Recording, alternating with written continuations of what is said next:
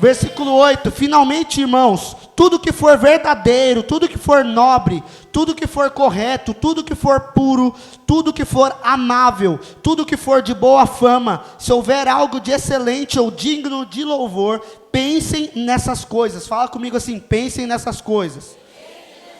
Eu quero que você passe agora para o versículo 12. Versículo 12, no mesmo capítulo, diz o texto: sei o que é passar necessidade, e sei o que é ter fartura. Aprendi o segredo de viver contente em toda e qualquer situação, seja bem alimentado, seja com fome, tendo muito ou passando necessidade. Tudo posso naquele que me fortalece. Irmãos, talvez esse seja o texto mais conhecido das Sagradas Escrituras, porque ele se tornou um jargão religioso. Você pode ouvir pessoas das mais diversas religiões no mundo que dizem: tudo posso naquele que me fortalece. E é verdade que quando as pessoas falam sobre isso, elas estão querendo dizer basicamente que elas podem viver o melhor de Deus, porque é Ele quem as fortalece. Só que esse texto não está falando só sobre o melhor de Deus. O texto está falando sobre o melhor e sobre o pior também. Porque Paulo começa dizendo: eu sei o que é passar necessidade, eu sei o que é estar aflito, eu sei o que é passar fome, eu tudo posso naquele que me fortalece. Então, eu não quero que nunca mais você se esqueça disso. Quando Paulo diz tudo posso naquele que me fortalece, não é que tudo vai acontecer da maneira como ele espera, mas é que tudo vai ocorrer e vai acontecer para o bem daqueles que amam a Deus. É por isso que você pode todas as coisas no Senhor, porque Ele te fortalece. Irmãos, uma das maiores guerras que Satanás quer travar conosco é direcionada à nossa mente. Se ele não puder destruir a sua mente, ele vai tentar distrair ela. E no momento da pregação é onde isso mais acontece, porque a Bíblia diz que a palavra, quando vai para um lugar onde há espaço para germinar, uma terra fértil, ela frutifica. Mas então o inimigo vai roubando, porque existem palavras que são lançadas para pessoas que são terras infrutíferas. E é isso que Satanás faz com a nossa vida às vezes. Quando nós nos permitimos ser dominados por ele, ele trava uma batalha contra a nossa mente. Então, lembre-se disso: se Satanás não puder destruir a sua mente, ele vai tentar distrair você. Você está aqui? Ou Satanás já está conseguindo te distrair? Teve gente que estava olhando para baixo, até olhou para cima. Vamos lá, alguém. Família, Satanás está querendo travar uma guerra contra a sua mente. E você pode perceber que o texto começa a falar sobre um desentendimento. Eu quero que você continue com o texto aberto aí em Filipenses 4. Paulo começa a falar sobre duas mulheres, Evódia e Sintique. E ele fala para essas mulheres viverem em harmonia. Por que que elas não estavam vivendo em harmonia? Provavelmente houve alguma confusão, algum desentendimento, e isso é uma verdade do corpo de Cristo. Se você faz parte da igreja, se você faz parte do corpo de Cristo, você precisa entender que às vezes vai acontecer desentendimento, às vezes vai acontecer problemas, porque aonde tem ser humano tem erro, aonde tem ser humano tem faísca, e você pode perceber isso na sua casa. É impossível viver uma vida a dois, ou uma vida familiar, sem que haja nenhum desentendimento. Fala aqui para mim, quem é que foi a pessoa, aqui dentre nós, quem é que nunca teve um desentendimento com os pais? Levanta a mão. Nenhum? Aí, ó, não está prestando atenção, o diabo já está conseguindo distrair. Que isso, varô? Quem é que nunca teve um desentendimento de marido e mulher aqui? Quem é casado? Irmãos, aonde há seres humanos, há desentendimento, há conflito. Isso é natural, isso faz parte da vida. E os discípulos também se desentendiam, você sabia disso? Mesmo com Jesus guiando os discípulos, existia dentro deles um traidor. Então você vai conviver com pessoas difíceis. E, gente, eu posso te falar uma coisa, não tem um povo mais difícil no mundo do que o povo cristão. De verdade. Tem crente que é insuportável, gente. É sério, eu falo porque eu tenho experiência com isso. Tem crente que é insuportável, mas ainda assim, é família de Deus. Ainda assim, é amado por Deus. E aí Paulo começa o texto falando assim, ó. Se arrume aí. Se arrume, porque essas irmãs estão desentendidas. Mas todas as vezes que nós participamos do corpo de Cristo, haverá algum conflito. Se você ainda não teve nenhum conflito na igreja, é sinal de que você precisa se aproximar mais do corpo. Sabia disso? Tem gente que fala assim, não, mas eu não dou problema. Eu estava pensando assim, de verdade, esses dias eu estava conversando com a minha esposa, eu falei assim, amor, mas tem um povo dá problema pra gente, hein? E aí a gente começou a pensar nas pessoas que não dão muito problema pra gente. Aí comecei a pensar, nossa, mas tal pessoa é tão abençoada, né? Ela não se envolve em nenhuma treta da igreja. Mas você olha, você percebe que essas pessoas que não se envolvem em nenhuma treta, são pessoas que estão muito distantes. Porque se estiver perto, vai ter conflito. Amém? Você está entendendo isso? Com os discípulos foram assim e não será diferente conosco. Não estou falando para você arranjar problema para o pastor, em nome de Jesus. Mas entenda que é isso que acontece quando há um corpo. Sabe por quê? Porque o nosso corpo, ele é repleto de membros, sim ou não? Cada membro tem uma função diferente, sim ou não? Então, o cabeça dá a ordem para o corpo, mas alguns membros não vão entender outros. Entenda como é complexo tomar um copo d'água, presta atenção nisso. Tomar um copo d'água exige que o meu cérebro mande uma informação para o meu corpo, fazendo com que as minhas mãos se abram e fechem no copo. À medida que ela fecha, eu tenho pressão suficiente para manter o copo na minha mão. Se eu abro, o copo cai, sim ou não? Só que aí, depois, eu preciso abrir a minha boca. E eu começo a engolir a água. E todo o meu corpo começa a trabalhar. Os nutrientes mandam coisas para o lugar onde ele tem que mandar. Só que imagina a conversa da boca com a mão. E a conversa é bem o seguinte. A mão está falando assim, ó, eu estou fechando. Mas aí a boca olha para a mão e fala assim, não, mas o cabeça mandou abrir. Não, mas o cabeça mandou fechar. Não, mas o cabeça mandou abrir. Acontece que tudo isso coopera para o bem do crescimento do corpo. É por isso que há desentendimento, porque o cabeça está olhando e está dando movimentos diferentes para cada membro, e cada membro precisa trabalhar de maneira a compartilhar o mesmo propósito, alimentar o corpo. Você está aqui? Então olha para alguém que está do seu lado e fala assim, você é um membro, eu sou outro, mas nós somos um em Cristo Jesus.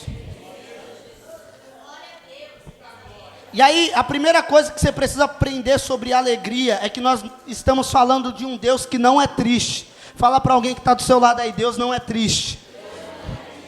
Irmão, tem muita gente que acha que Deus é um velho ranzinza, que fica olhando para as pessoas com a cara de bravo, querendo julgar as pessoas, quando na verdade Ele é um Pai completamente amoroso. Além de soberano, além de fiel, além de verdadeiro, Ele é um Pai alegre. A Bíblia diz que Ele deixa as 99 para encontrar a uma ovelha que está perdida, e quando Ele volta com a que está perdida, Ele volta com alegria. Sabe, esse Deus que faz o mar se abrir é o mesmo Deus que estabeleceu festas para que o povo comemorasse a saída do Egito. Esse Deus não é um Deus que está triste, é um Deus que está alegre, porque a Bíblia diz que há alegria na presença dos anjos de Deus quando um pecador se arrepende.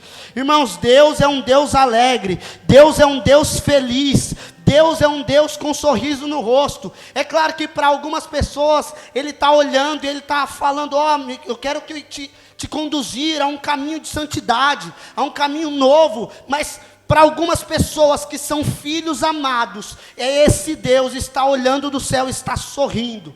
Você está aqui? Irmãos, a primeira batalha que Jesus enfrenta contra Satanás é uma batalha em sua mente.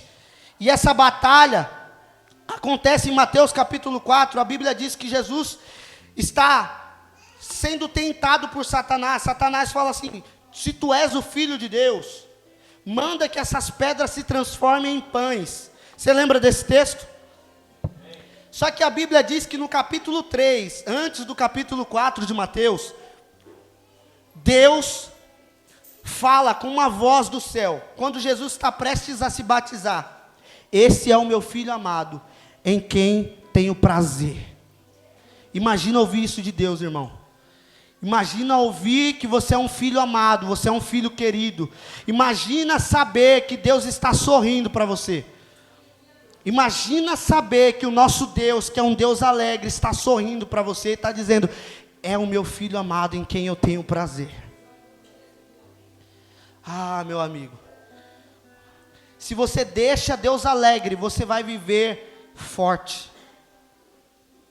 Se você deixa Deus alegre através daquilo que você faz, da sua oferta ao Senhor, do seu sacrifício ao Senhor, se você agrada o coração de Deus, não tem como você ficar fraco na batalha. Porque Neemias diz: a alegria do Senhor é a nossa força. Irmão, você não está servindo um Deus triste. Meu amigo,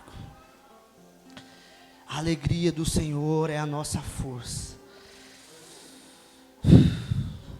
Quando você entende que Deus é alegre e que Ele está nos céus, querendo o nosso bem, e Ele vai usar qualquer recurso para o nosso bem, isso muda tudo. E eu quero que você preste atenção nisso. As emoções que você sente são importantes para Deus. Aquilo que você sente, aquilo que você passa, aquilo que você enfrenta é importante para Deus. Tudo aquilo que de alguma forma te move é importante para Deus. As suas emoções são importantes para Deus. E é por isso que Paulo começa a ensinar falando: alegrem-se no Senhor. Talvez essa igreja estivesse passando por um problema, talvez essa igreja estivesse passando por coisas difíceis, mas Paulo dizia: alegrem-se no Senhor. Porque aquilo que você sente, aquilo que você vive é importante para Deus. Só que uma coisa nós precisamos aprender também sobre a alegria, que a alegria, ela não é o oposto de tristeza. A alegria não é o oposto de tristeza. O oposto de tristeza é felicidade. E é por isso que a Bíblia não diz para nós sermos felizes, porque nem todo dia você vai estar feliz. Sim ou não? Tem alguém aqui que está feliz todo dia? Eu não. Se tiver, você me passa o código, me passa o segredo aí que eu vou aderir. Mas nem todo dia você está feliz. Tem dia que você está tão mal que você não quer vir à igreja. Tem dia que você está tão mal, você está tão triste, está tão para baixo, está tão depressivo, que você quer desistir de tudo. Isso acontece. Mas ainda assim, a Bíblia continua dizendo para você: alegrem-se no Senhor. Porque é possível estar alegre mesmo estando triste. Aí você vai pensar assim: mas isso aí não faz sentido, Tiago. Como que eu vou estar alegre estando triste? É porque você está triste com um problema, mas quando você olha para Deus, Ele está sorrindo para ti, então você se alegra. Então você se fortifica nele. Então a sua vida é transformada. Ah, meu amigo. Sabe por quê? Como que você consegue dizer para alguém se alegrar em Deus, se aquilo que as deixa triste não for embora? Já parou para pensar nisso?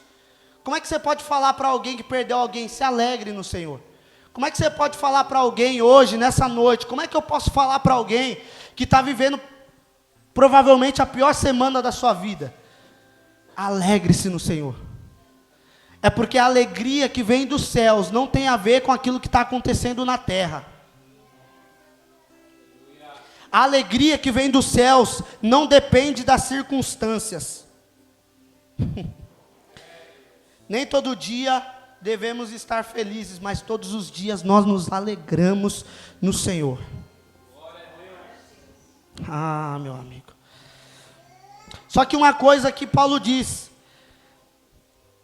depois disso, versículo 5, do capítulo 4 diz: seja a amabilidade de vocês conhecida por todos, perto está o Senhor. Olha que forte isso. Paulo está falando assim: você quer ficar alegre no Senhor? Você precisa ser amável. Irmão, coloca um sorriso no rosto aí. Coloca um sorriso no rosto. Aê, mãe. Coisa mais linda desse mundo. Para ser alegre, você precisa ser amável. Seja a amabilidade de vocês conhecidas por todos. Coloca aí, Samirzão. Lindo, maravilhoso, príncipe. Seja a amabilidade conhecida por todos. Presta atenção nisso. Só existe uma maneira de você viver sempre alegre. Sabe fazendo o quê? Ajudando quem está triste. Tem muita gente que está na deprê porque não faz nada. Aí você está na depressão, você está na ansiedade, você fica lá, ai, ó céus, ó terra, ó mar, ó Jesus, mais uma vez esse problema na minha vida. Meu irmão, levanta o rabo dessa cadeira e vai ajudar alguém. E aí você vai ver o que é alegria de verdade. Irmão, tem uma série na Netflix que se chama Toque. Olha que forte isso, eu aprendi uma lição poderosa. Essa série fala sobre pessoas que têm vários toques, vários tiques. Quem tem toque aqui? Toque de alguma coisa. Eu tenho um toque, que é quando eu vejo, sabe aqueles pisos no chão que tem listra? Eu não gosto de pisar na preta. Aí eu fico só pisando nas brancas, assim, que eu sou racista, né? E eu tenho esse toque, é meio esquisito, mas eu tenho um toque. E aí, nessa série aí, nesse filme, tinha várias pessoas que tinham vários toques de muitas coisas. Tinha uma pessoa lá que, ela tinha um toque de falar palavrão toda hora. Tinha uma outra pessoa que tinha um toque de ficar fazendo crucifixo toda hora. Então, toda hora ela falava... E aí, o que é engraçado? A terapia que uma das pessoas propôs para ajudar as pessoas que tinham toque, era justamente todos que estavam envolvidos ajudarem a pessoa que tinha tal toque. Então, quando a pessoa que tinha o toque do palavrão falava um palavrão, as pessoas falavam assim, não, não fala isso, e todo mundo ajudando. Tinha um outro cara lá, meio esquisitão, que tinha uma mania de ficar coçando a parte do corpo. E aí o pessoal estava ajudando, e o toque deles era tão forte, que eles não conseguiam parar de fazer aquilo. Só que existe um momento em que eles pararam de reproduzir os seus próprios toques, quando eles começaram a ajudar o outro a superar o dele. Não. Irmão, quando você começa a ajudar as pessoas a ficarem alegres, você também se torna alguém alegre. Jesus diz, há mais alegria em dar do que receber. Ah, meu amigo, então é um princípio bíblico. Fala para alguém que está do seu lado aí, se você quer ser alegre, me ajuda. Aleluia. Jesus está aqui. É noite de ensinamento nessa noite. Só que existe uma outra coisa que Paulo fala também. Versículo 6, não andem ansiosos. Fala comigo, não andem ansiosos. Por coisa alguma. Olha aí, como assim não andar ansioso por coisa alguma? Se você pede algo pela internet, você já fica com o coração, meu Deus, chega logo, chega logo. Quem é assim? Irmãos, essa daqui é uma pregação alegre, viu? Você não vai sair daqui chorando não, em nome de Jesus. Que Jesus vai renovar as suas forças. E aí você fica ansioso por coisa tão mínima. Só que aí está o segredo. Eu quero ler ali em cima. Antes, as vossas petições sejam em tudo conhecidas diante de Deus pela oração e súplica com ação de graça. Sabe por que tem muita gente depressiva, muita gente ansiosa? Porque não descobriu o maior segredo de todos para não estar ansioso: orar. Irmão, tem dia que eu acordo destruído, pensando em desistir de tudo, pensando em abandonar tudo, pensando em parar com tudo, pensando que eu sou o cara mais ridículo do mundo. E aí, eu simplesmente, nos dias em que eu estou com vontade e nos dias em que eu não estou com vontade, sabe o que eu faço? Eu vou para a sala, eu sento na minha cadeirinha, abro a Bíblia, coloco um fundo musical e começo a falar: ô Senhor, me ajuda, Pai. Senhor, me ajuda, eu preciso de Ti. Eu não tenho muitas palavras bonitas. Eu não começo: excelentíssimo Deus eterno Pai, estou agora entrando na Tua presença para transformar o meu caráter, de modo que eu possa viver algo novo em Sua beneplácita. Não, eu só falo: Jesus, me ajuda. Jesus, eu preciso de Ti. E sabe o que é mais extraordinário? O Senhor me responde. O meu coração, que estava ansioso e inquieto, começa a ser imediatamente transformado. Às vezes demora um pouco mais, mas mesmo assim, eu sei que quando Deus conhece o meu coração, as minhas súplicas, as minhas petições, é aí que nós vencemos a ansiedade, é aí que nós nos alegramos no Senhor. Você quer viver o novo de Deus na sua vida, você quer viver a alegria do céu, começa a orar mais, começa a apresentar mais ao Senhor. Ah, mas Deus já conhece a minha dor, já conhece o meu problema, mas Ele quer que você fale, Ele quer que você demonstre que você precisa dEle. Enquanto você demonstra, mais Ele tem autoridade para transformar a sua vida. Enquanto você fala, enquanto você revela para Ele, o seu coração vai ficando nu aos pés do Senhor e Ele começa a mudar tudo. Ah, meu amigo, você só se alegra quando você decide entregar ao Senhor. Irmãos, quando a gente tem uma visita que a gente ama muito, e é uma visita inesperada, a gente não fica muito feliz? Sim ou não? Eu imagino, vó, que quando você chegou lá em Minas, o pessoal já ficou todo mundo feliz, e o pessoal mineiro é bem receptivo, né? E aí quando chega uma visita muito importante, alguém que você não vê há tempos, você recebe com o melhor, e você quer só trocar uma ideia, porque é tanta saudade, é tanta coisa para colocar em dia, que eu acho que 1 hora não é suficiente para colocar toda a conversa em dia. Agora você imagina a pessoa mais famosa do mundo, a pessoa mais importante do mundo, a pessoa mais maravilhosa do mundo. Imagina aí uma pessoa que é muito legal, que você gostaria de receber na sua casa. Fala aí, quem? Quem? Cristiano Ronaldo. Imagina o Cristiano Ronaldo chegando na sua casa. Quem mais? Fala aí alguém aí famoso. Deus, olha aí, imagina Deus chegando na sua casa. Quem mais? Alguém humano, tá, gente? Para não elevar. Manuel Gomes, que é isso, mano? Quem mais, gente? Aí eu já... Sandra Alves, ó a Babi aí, meu Deus. Gabriela Rocha. Imagina, Sara Beatriz. Aí você chega lá, você quer preparar o melhor para Gabriela Rocha, coloca o louvor dela, ela quero ir mais fundo. E aí ela chega lá, você precisa preparar o melhor. Irmão, você vai ficar no celular enquanto a Gabriela Rocha estiver na sua casa? Você vai ficar no celular, você vai ficar perdendo tempo. E por que a gente fica fazendo isso com Deus? Deus é a visita mais importante do mundo. E tem gente que ainda consegue fazer um monte de outra coisa com Deus na casa. Exemplo, Marta. Marta estava na casa, Jesus estava sentado na mesa. E a Bíblia diz que Maria estava aos seus pés, só ouvindo. Então, o que você precisa para ser alguém alegre no Senhor, é deixar que a visita mais importante seja o centro da sua vida. Sabe como você faz para perceber o que é o centro da sua vida? O que é que você faz quando acorda? O que é que você faz quando vai dormir? Qual é a última coisa que você faz? E qual é a primeira coisa que você faz? O que é aquilo que você mais investe o seu dinheiro? O que é aquilo que você mais investe o seu tempo? É aquilo que é mais importante para você. Você pode falar que Deus é importante para você, você pode falar que você não quer ouro, não quer prata, mas se você não gasta tempo na sua vida aos pés do Senhor Jesus, você só está mentindo para você mesmo. Mas se você gasta tempo com Ele, você está dizendo: você, Senhor, é importante para mim.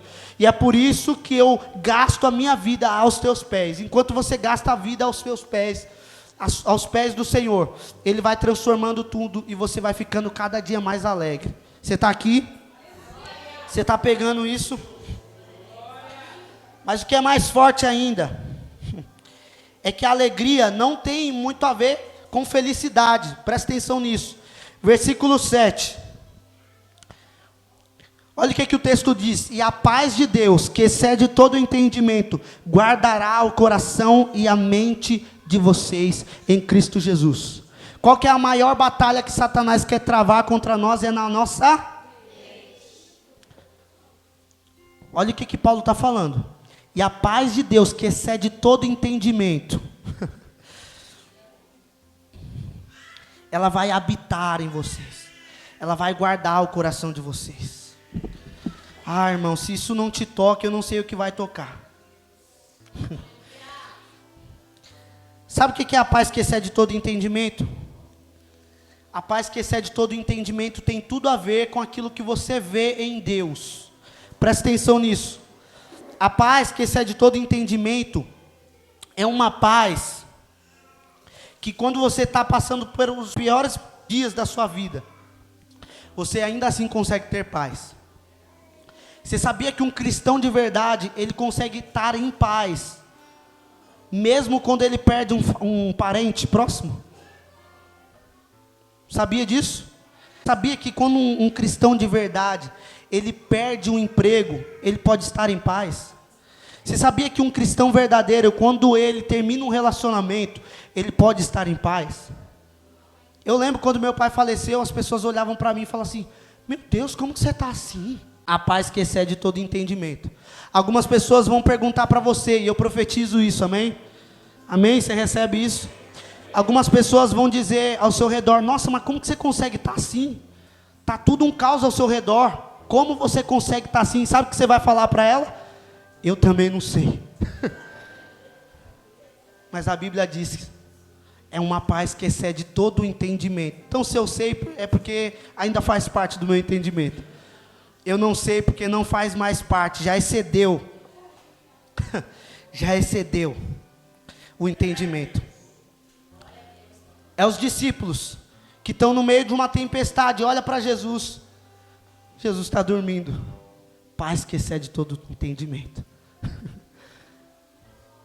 É você, quando você for injuriado, quando falarem mal de você, quando fizerem algo contra você, quando parecer que é o pior dia da sua vida, paz que excede todo entendimento. Sabe por quê? Porque a paz que você tem de Deus não depende das circunstâncias que estão ao seu redor. Não depende das coisas que estão acontecendo, não depende da tempestade, não depende do falatório, não depende da inveja, não depende de nada que acontece ao seu redor. A paz que excede todo o entendimento tem a ver com o seu relacionamento com Deus. E se a sua vida de oração está em dia, o seu relacionamento com Deus está bem, então todo o resto que se exploda. Que se exploda. Meu Deus. Você está entendendo o que eu estou falando aqui? Essa é a paz que excede todo entendimento, irmãos. A paz que excede todo entendimento é aquilo que está escrito em Abacuque.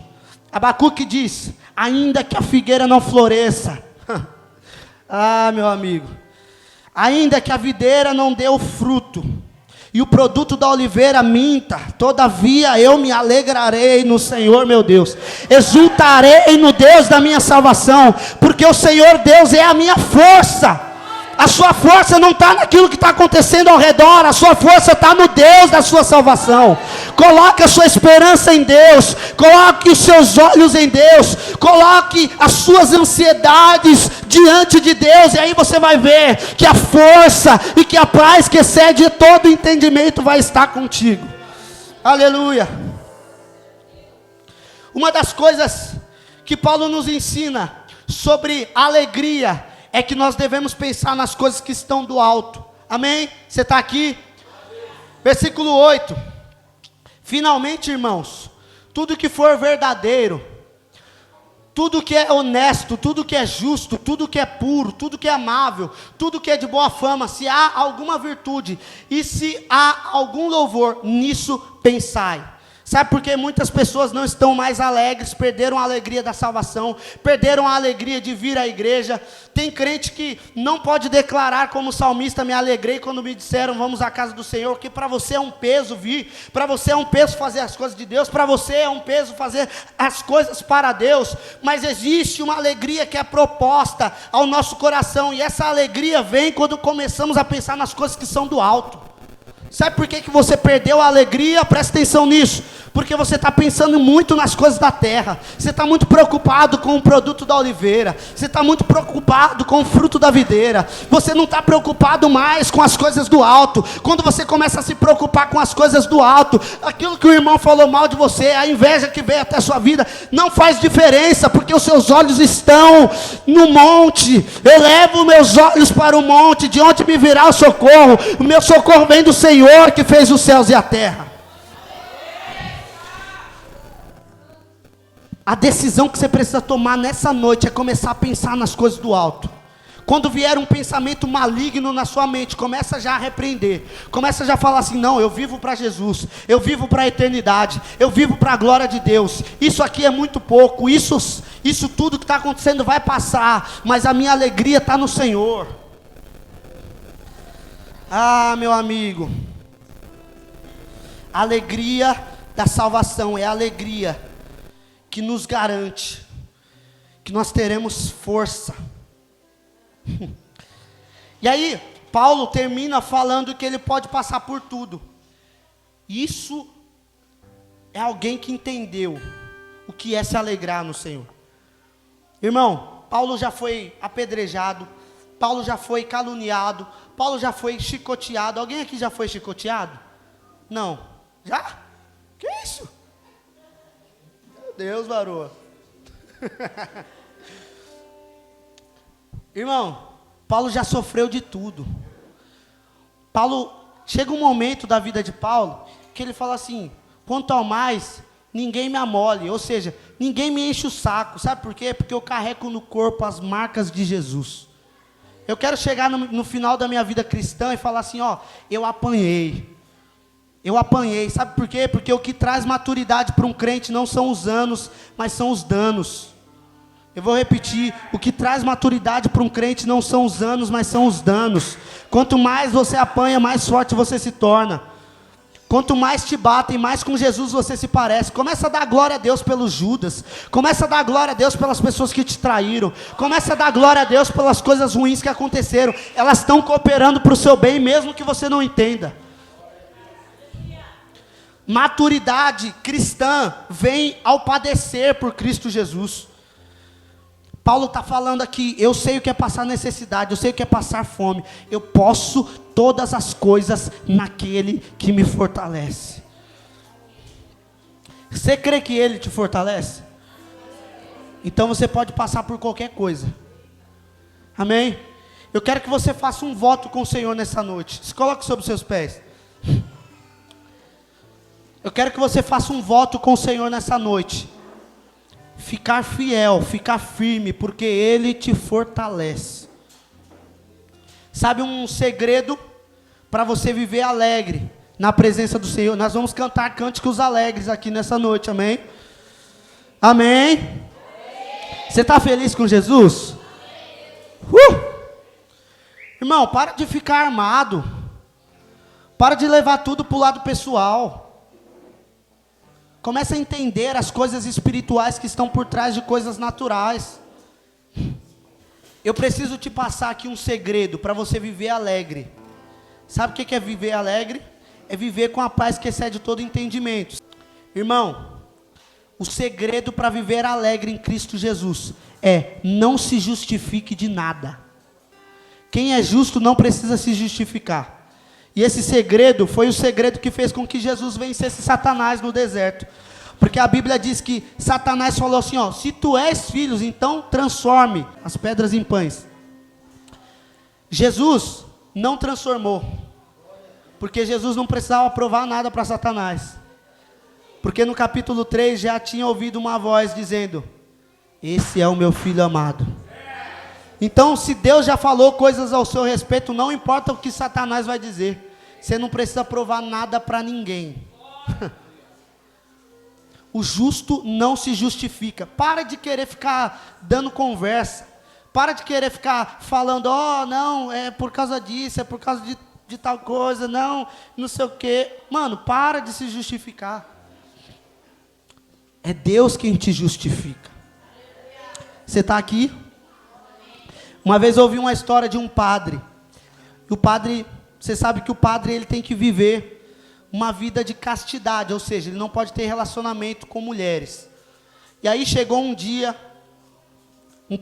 uma mulher chegou com uma criança e falou assim: esse filho é do padre, esse filho é dele. E todo mundo falou: meu Deus, que padre é esse? Padre safado, que é isso? Padre doido, padre louco. E aí, o padre começou a criar a criança.